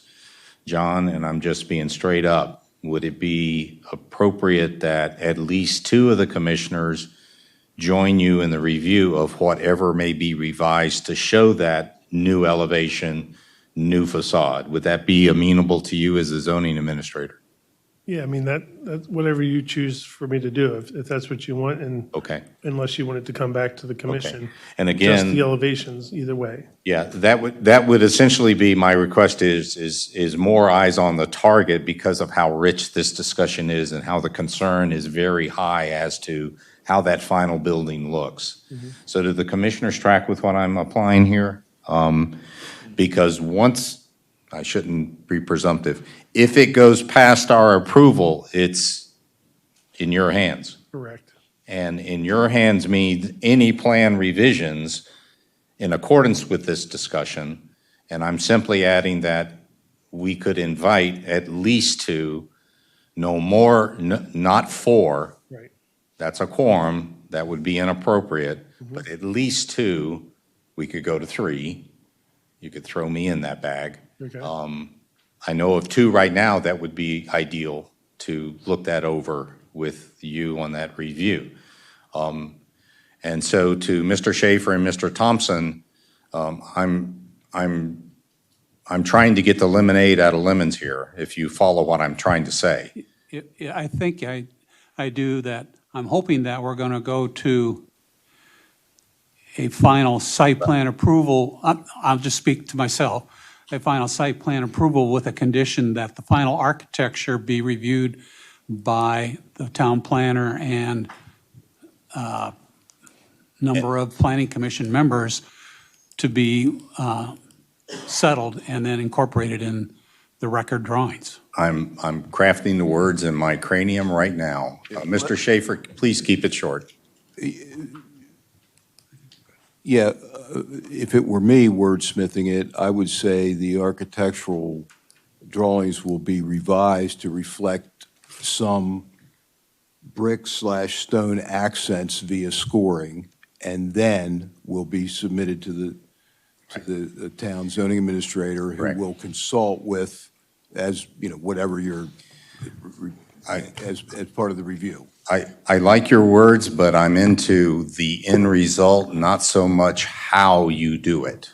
I think the emphasis here is how it finally looks, and what is engineering wisdom to accomplish that look is up to you. So I'm not into specifying scoring. I'm not as specifying do it a certain way. I am emphasizing, based on this discussion, the final revised plan appearance. Is that fair? That works. Okay. For us. So, do I hear a motion? If not, I will make a motion that the Planning Commission grant final site development plan approval of the site plan for Southside Plaza located at 1508 and 1510 South Main Street under the following conditions. that the applicant resubmit their development plan showing revised elevations that portray a brick-like appearance on the current EIFS panels. And when submitted to the town zoning administrator, he will be joined by 3 commissioners to review that revised plan. When you say plan, you meaning elevations, right? I'm Just sorry, yes, I mean the elevations that we I would are just- presented. Pose that amendment, that's all. Okay, I accept that amendment. When that group, the zoning administrator and 3 commissioners, review those revised elevations for that specific effect, new effect, for that specific new effect. Do I have a second on that? Well, we're not going to do those until they get past the design, yeah. So, John, we don't need to add any of the permitting because everything else flows from acceptance of the revised plan. So I don't need to put those conditions in the motion, do I? Yes, you would, because it wouldn't be coming back in front of you guys. Okay, so that was the first condition that I just stated. Second condition, all town and county agency comments shall be addressed before the town of Mount Airy approves any building permit. Third condition, the applicant and the town council must agree to a public works agreement and all bonding must be received before a building permit is issued for this project. Thank you for the catch. So 3 conditions. Do I have a second on that rather extensive motion and the 3 conditions stated? I'll second. Commissioner Beta seconds that motion. Ms. Clinton, I want to pause with great respect because you have been following up, down, sideways, and so forth, not to be facetious. Are you clear on the motion and the conditions? Yes. Fantastic. All those in favor of the motion that has been made with the conditions and seconded, please show your approval by saying aye. Aye. Aye. Those opposed? The motion and its conditions are passed unanimously. Thank you very much for this discussion, Mr. Schaefer and Mr. Thompson and Doctor. Thank you. And gentlemen, we're just trying to get it right for the citizens here. So thank you for working with us on it. This reminds me of the United States Supreme Court's response to the pornography question, which was... Thank you, Mr. Schaefer. Thank you, Mr. Schaefer. Great tie, by the way. Just wanted to say that. The tie and socks. Thank you. are great. Have a great evening. I am now moving to item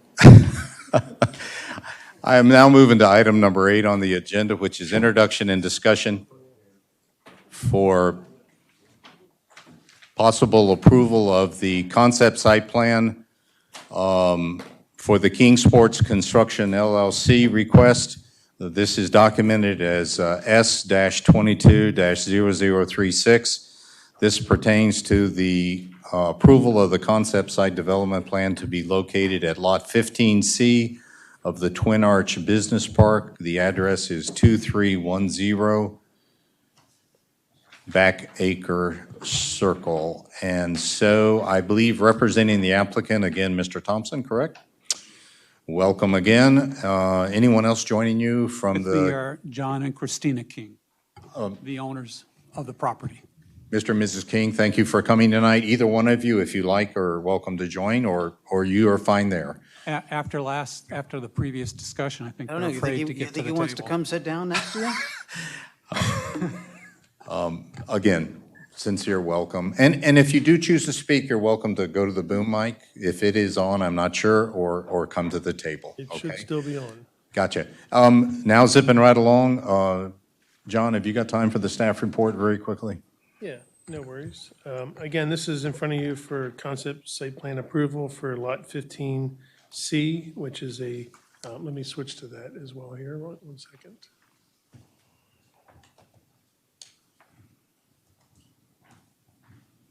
Here we go. So again, this is Twin Arch Business Park, Lot 15C. This parcel initially was 15 acres.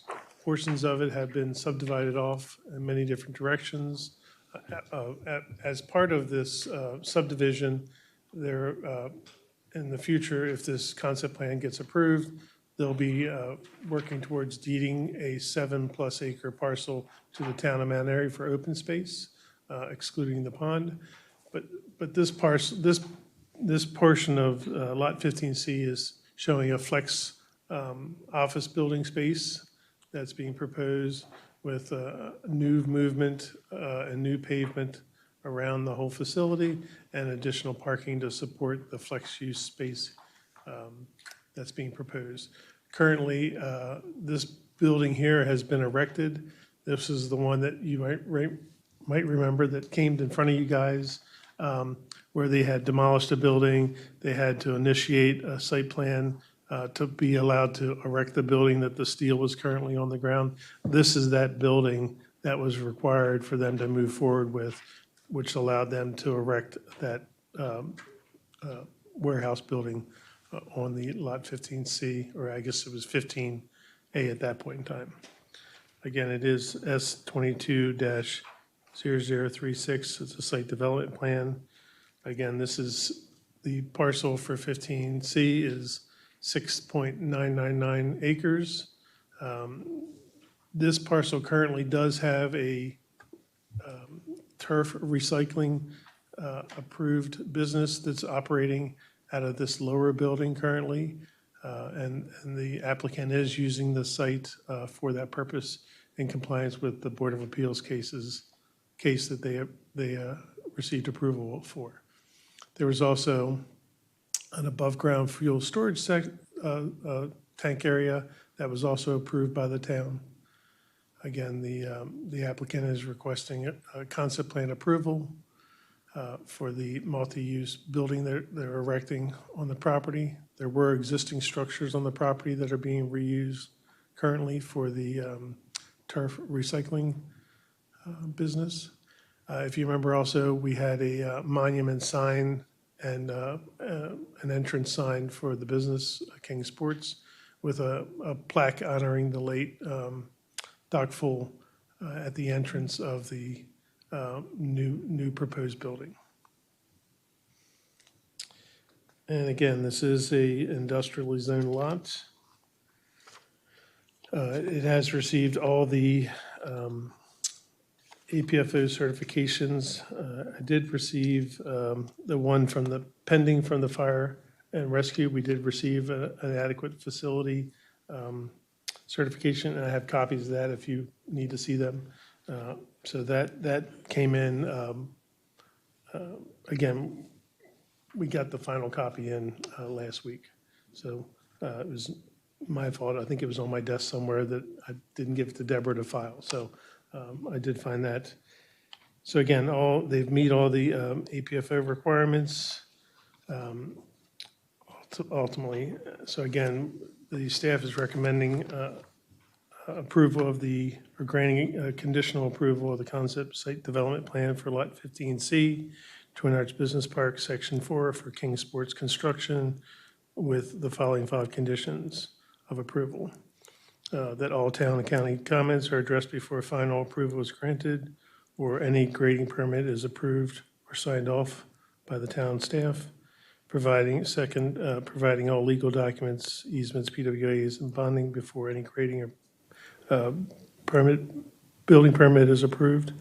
All related materials to the recycling of the turf field shall be stored in waterproof bags and under cover from exposure to weather. The understanding that there's no residential uses allowed on this parcel.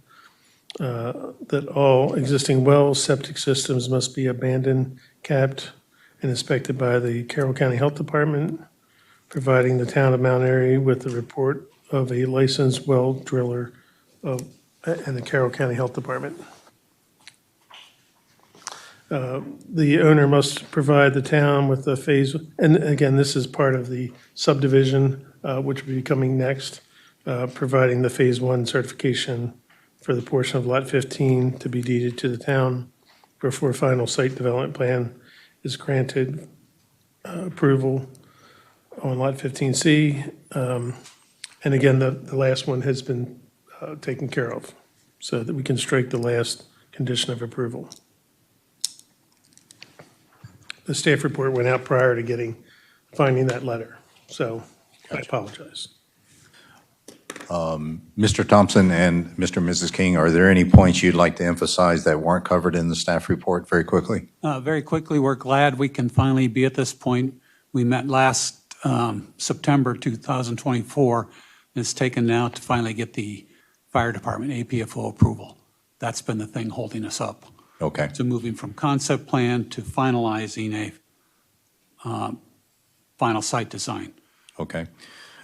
Thank you. Any questions from the commissioners regarding this plan? And just keep in mind that once this plan, if this plan is approved with the conditions recommended by the staff, it falls solely within your hands now. That's incorrect. No? It'll come back to you as a final site We'll development get a plan. final site plan after this concept plan. That's correct. Okay, gotcha. Thank you. So we'll see this again. I do have some questions, but again, I'll reserve them to the end. Commissioner Walls? I just have a quick question. I noticed that the police services are approaching inadequate on this plan, but on the previous one we were looking at, they said that they were adequate. So I didn't know if that was just outdated or. Well, I did talk to police chief this evening at the swearing in, and I asked him, we are adequate with our police force currently. And if when the Green Tree property comes into effect, that adequacy potentially might be approaching inadequate more so because of the additional new residents that might be coming in. But this is adequate, and I apologize for not having that corrected. Okay, and the town staff has the document from the Mount Airy Police Department that says adequate? Yes. Okay, so it's documented. Anything else? Any other questions from the Commissioner O'Malley? Mr. Thompson, if you could, it says there's 22 evergreens. What do you define as the evergreens? Well, let me go to.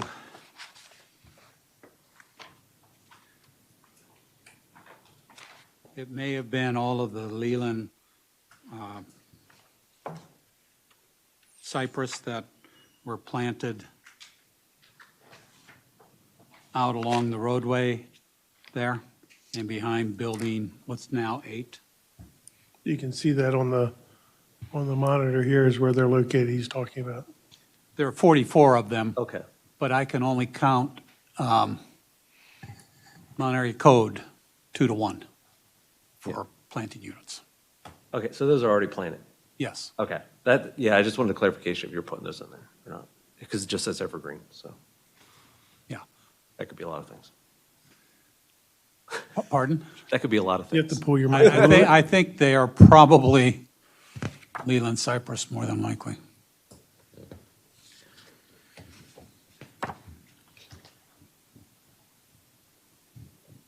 Okay, any other commissioner questions to the applicant regarding? Mr. Thompson, in the Kings, this was the flex space that you had an interest in the front and the back of it, right? Did we see an elevation for this already?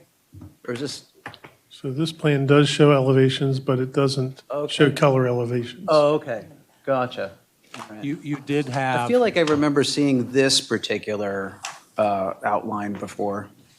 Right, you did have an architectural elevation that went in for what's now called Building 3, Yeah, when it went through the process and the permit. okay. And I think one of the comments came back, it did have a 4-foot fascia wall Yeah, put on it. okay, okay. Anything? You're indicating this is stone basically at the bottom here.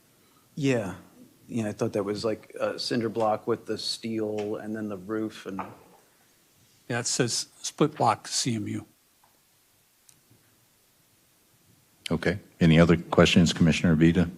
I have no other further questions. Okay. I have a couple of quick questions. First, John, we have in the staff report on page 5 at the bottom with respect to the open space waiver, the open space waiver worksheet needs approval. Have we already done that? And we did do that on June 27th, 2024. Okay, It's also in the that's what I packet as thought. well.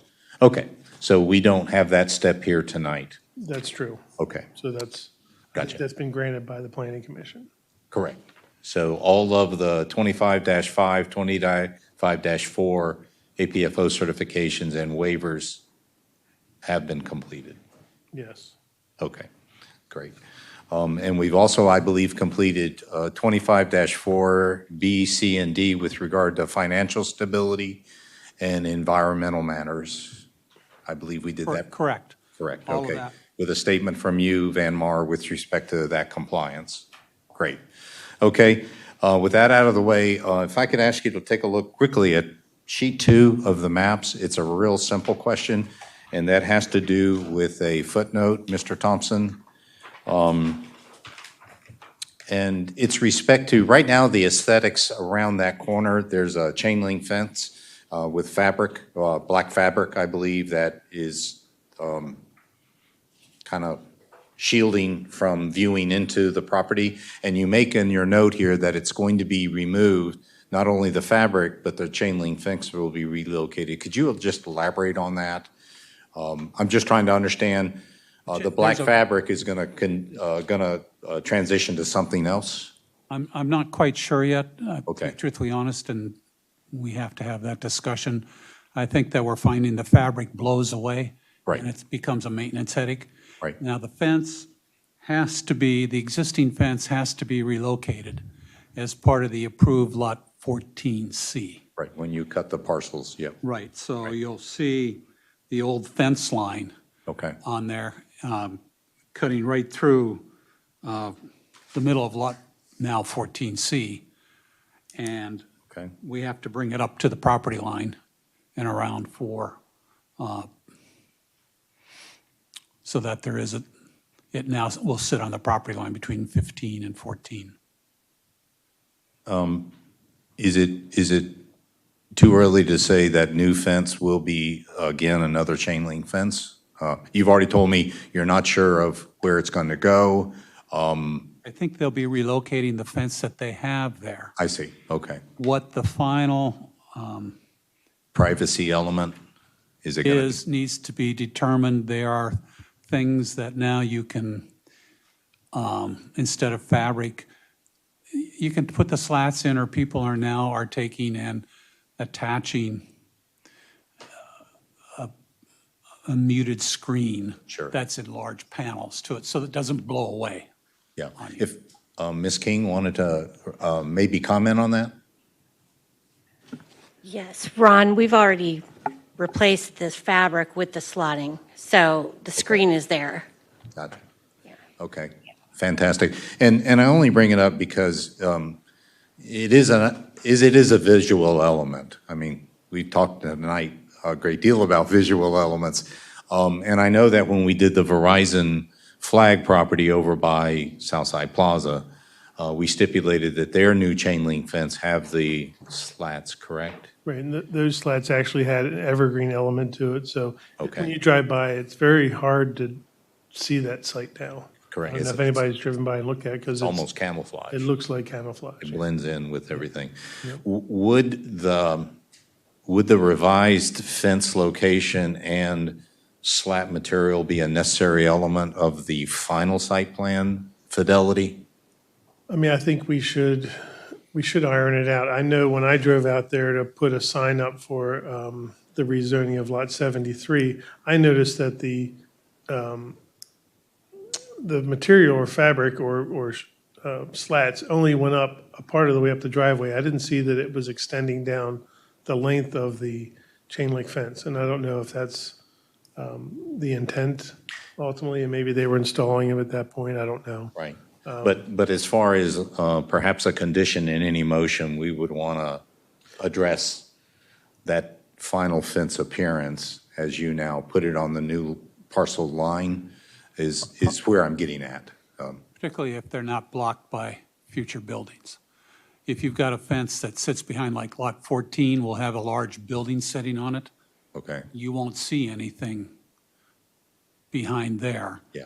But the stuff that you maybe see from Yeah. the roadway, you want to, Yeah, I'm primarily focused, backacre circle visuals is what I'm getting at. Because we go past and we go up into a neighborhood and the school, and so that's kind of echoing what we've already been through as far as making sure there's a degree of aesthetics to that. And I understand, there's all sorts of ways to kind of screen and protect the property. And I think slats have already some precedents agreeable to the town and to us. So, that sounds good. I'm just offering that perhaps it should be clearly identified as to that material and location in the next final plan. So, okay. And the last comment here is, I believe Mr. Thompson and Mr. and Mrs. King, we've addressed this parcel on several occasions. And we've done the monument sign, flagpole, dedication to Dock Full. We've done the above-ground petroleum storage facility. And what I'm getting at is I understand this to be, and per the town staff, to be the final how we want to build out this business. Is that an accurate statement? Yeah. So this is everything that we should be able to see. In other words, said differently, there's not going to be more little pieces coming in to another site amendment, or this is how you see it finally settling. Is that accurate? Okay. we will have, the final plan will have maxed out what we can do on the site.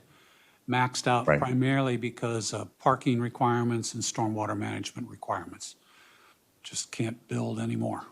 Understand. Yeah. And the ESA Phase 1, I'm not going to reprise that particular requirement, but I think we all understand it's good that property gets deeded to the town, but we want to make sure that there's a full environmental assessment at the Phase 1 level before we take it on as our property. And so that is a condition, and I agree to that condition, just to kind of protect the town. It's a very good thing that a property owner is going to deed us property, but again, I think there's full understanding. We just have to make sure, because it is industrial zone, we just have to make sure that there's not any issue with regard to that property. Fair enough? Gotcha. Okay, so that's, again, kind of peeling back the condition with regard to the ESA Phase 1. One more time, any questions from the commissioners or town staff comments regarding this? I would say that maybe that there should be a detail as part of the final site development plan showing and indicating the extent of that slatting. Because if you're driving on Backacre Circle, if you're not right in front of Lot 14 and you're pulling out of Lot 72, well, you can look straight into the site over here. Just because this fencing is behind Lot 14 doesn't mean that it doesn't need slats, in my opinion. Okay. We'll have a detail of the fence, just like we did on, I believe it was the public storage. We labeled where the different types of fences were.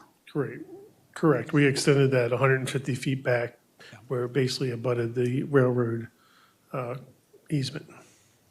So if you were driving down the road, you couldn't see Right. the chain link fence. Gotcha. Okay. All right. One last call? No?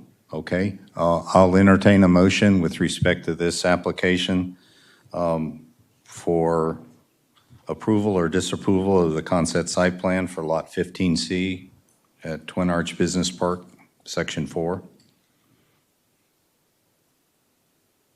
I'll make a motion that the Planning Commission grant conditional approval of the concept site plan for Lot 15C, Twin Arch Business Park, Section 4, for King Sports Construction with the following conditions. All town and county comments must be addressed before any final approval is granted or any grading permit is approved or signed off by the town of Mount Airy staff. Condition 2, provided all legal documents, easements, public works agreements, PWA, and bonding before any grading permit or building permit is approved. Third, all related materials to the cycling of turf fields shall be stored in waterproof bags or under cover from the exposure to the weather. Fourth, the understanding that no residential use will be allowed on this parcel in accordance with the code for industrial zone properties in the town code. Next, all existing wells and septic systems must be abandoned, capped, and inspected by the Carroll County Health Department, and then provide the town of Mount Airy with the report of that action from a licensed well driller and the Carroll County Health Department. Next, the owner must provide the town with a Phase 1 ESA certification for the portion of Lot 15 to be deeded to the town before a final site development plan is granted for final approval for Lot 15C. And last, pertaining to the fence discussion, I have worded, John, show the details of the final property fencing and any privacy material. I'm trying to capture the category of slats or fabric or whatever mechanism that is intended to screen inside or onto the final fencing. Is that appropriate? Yes. Okay. If any commissioner really wants me to read this over again, I can. Otherwise, do I have a second on the motion I made? I'll second. Commissioner Hadley seconds the motion. Is there any further discussion or amendment of the conditions read? Hearing none, the motion is on the floor, and I'm asking for a vote. All those in favor of the motion with the conditions stated signify by saying aye. Aye. Aye. Those opposed? The motion passes unanimously. Thank you, Mr. Thompson. Thank you, Mr. and Mrs. King. This was the last agenda item on tonight's agenda. As mentioned by the town staff, the item number 9 regarding Green Tree Village was removed. We're now into reports and other business, and so I ask for our new council liaison for a report from the last council. Hello. So I have notes from Councilman Evans from the last town council meeting. It was pretty packed agenda. I'll read through notable items here. Let's see. We had of course, we notes here. We had a special meeting before this with swearing in Councilman DeMotor and I. At the last full council meeting, there was a approved road closure on July 1st for the American Spirit Parade. There was also an approved road closure for Oktoberfest, which will be Saturday, September 27th this year. That is an all-day road closure. That is 8 a.m. to 8 p.m. The council unanimously approved the rebid award for the traffic circle at South Main. Also, a unanimous approval for the conduit. I believe this is this is the conduit upgrade at wells 2 and 4. There were some commission appointments and reappointments. Also, a few ordinances went through. Most notably, the tax rates were set, and that was unanimously approved. Also, the budget was unanimously approved with some amendments, which were some additional funds allocated to the Volunteer Fire Company, Rails to Trails, and also an additional $200,000 allocated to the Roundabout project, because I think with all the time that has passed, there were some additions to the bid. Also, there was $80,000 allocated in emergency adoption to the inflow and infiltration water systems capital improvements, and that was also approved unanimously. 2 more items. I said it was packed. The alcohol permit for Mount Airy Oktoberfest was approved. Lastly, there was some unfinished business that carried over from the previous meeting. Antietam Broadband came back out, and they did finalize that adoption, and that was unanimously approved for fiber optic installation throughout the entire town, both on the Frederick and the Carroll sides. Any questions to Council Liaison Kelly's report? Any idea about the timeline for the roundabouts construction? Arnie? Sean? I do not have that timeline noted. Hopefully get started just in a few months. Okay. Thank you, Barney. Fantastic. Next is the Town Zoning Administrator report. John, do you have anything you wish to highlight? Nothing to add. Any questions with regard to his submitted report? Any last comments across the dais? Commissioner O'Malley? Commissioner Beta? The permit rates, are you guys going to look at the permit rates? I know we talked about that last time. Yes, I Okay. have pulled some, I'm waiting on others. Okay, very good. Commissioner Hadley? No. Commissioner Butts? Any last questions, comments? Commissioner Wallace? No? With that, I don't have any further questions. It is 9:35. This meeting is hereby adjourned. Thank you.